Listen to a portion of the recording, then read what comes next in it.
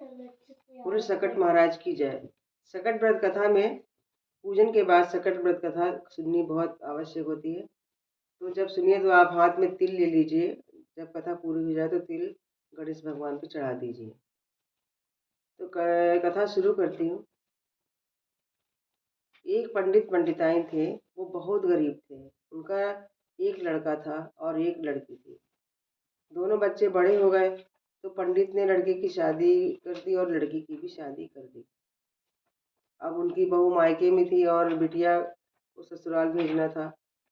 उनके पास इतना पैसा नहीं था कि वो अपनी बहू को बुला ले और बिटिया को भेज दें।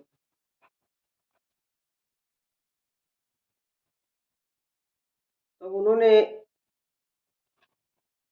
उनकी पंडिताइन बहुत परेशान थी कि क्या करूं क्या करूं। उन्होंने एक दिन पंडित जी से कहा कि पैसे लेकर आओ, मैं बिटिया को विदा करूंगी और मुझे बहू को बुलाना है।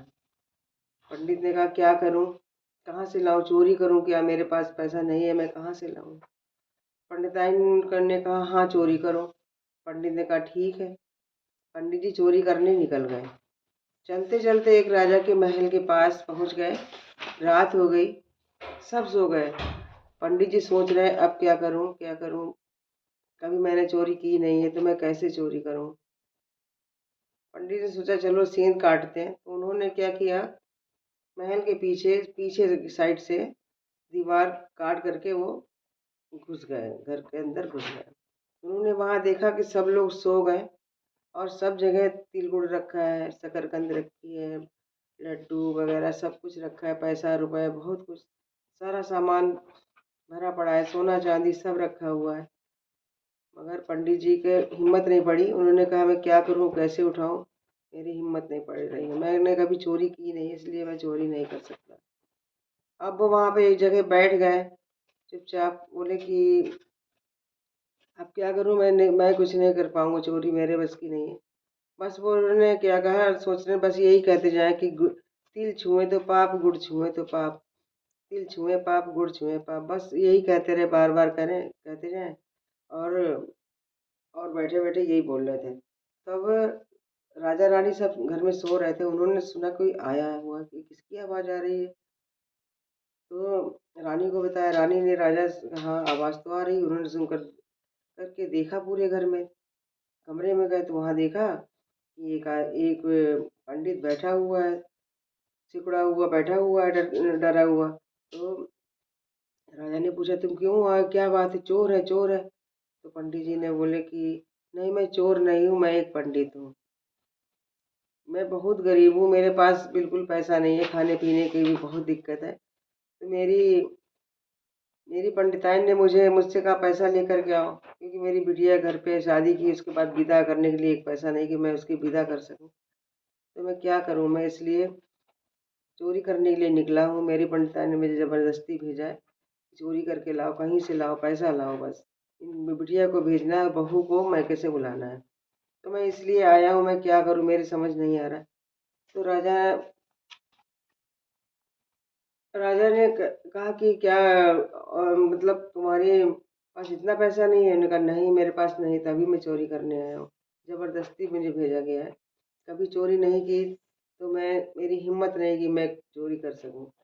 इतना सुन के पंडित जी को बहुत धन दौलत और ट्रक मंगवाया। राजा ने कहा कि अरे चलो ठीक है, हम तुम्हारी मदद करेंगे, और तुमने चोरी नहीं की, तुमने बहुत बड़ा काम किया, बहुत तुम ईमानदार लगते हो, तो मैं तुम्हें सब कुछ दूंगा, पूरा सामान पैसा रुपया सब दूंगा। तो राजा ने एक ट्रक मंगाकर भरवा कर उसे उसमें सारा सामान, तिल गुड़, पैसा रुपया, धन दौलत, सोना चांदी, खाने पीने का सारा सामान उन्होंने उसमें भरवा दिया और कहा कि जाओ, और अपने नौकरों से उस ट्रक को भिजवाया और कहा जाओ तुम आराम से रहो।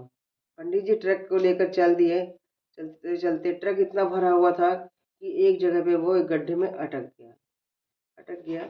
अब वो ट्रक निकल ही नहीं रहा था, क्या करूं। तो सकट महाराज तब तक वहां पे आ गए। सकट महाराज ने कहा, एक दूब का पौधा दिया, घास जो दूब घास होती है वो दिया, उससे कहा इसमें लगाओ, देखो तुम्हारी गाड़ी आगे चल पड़ेगी। तो पंडित जी ने उस धूप घास से गाड़ी को हटाया। तुरंत गाड़ी हट गई और चलने लग गई। ये चलते चलते पंडित जी अपने घर पहुंच गया और जाकर के दरवाजा खटखटाया।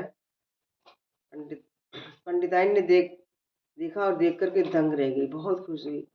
पंडित जी सब कुछ ये सब बताया। पंडित कहाँ से लाए हो? तो पंडित जी ने बताया कि मुझे तुमने कहा चोरी करके लाओ, तो मैंने वही किया। चोरी के लिए सब उनके घर में घुस गया, सेंध काट करके, और तिल छुए पाप गुड़ छुए पाप यही करता रहा। तो राजा ने हमें इतना सब सामान दिया कि मैंने कुछ चोरी नहीं की, मेरी हिम्मत नहीं थी चोरी करने की, तो राजा ने मुझे खुद ही इतना सारा सामान दे दिया और कहा कि तुम अपने घर जाओ और अपनी बहू को बुलाओ और बिटिया को विदा करो जा करके। तो पंडित जी ने अपनी बिटिया को विदाई करी, ससुराल भेजा और बहू को बुलाया अपने घर। बहू घर आ गई, बिटिया ससुराल चली गई। फिर बहू के सकट महाराज की कृपा से लड़का हुआ और बिटिया के भी लड़का हुआ। घर में खूब खुशियां मनाई गई, घर में खूब धन दौलत हो गया। सकट महाराज ने जैसे उनको दिया वैसे सबको दें। सकट महाराज सब पे कृपा करें, सबकी मनोकामना पूर्ण करें, सबके लड़कों की रक्षा करें, बच्चों की रक्षा करें। सकट महाराज की जय।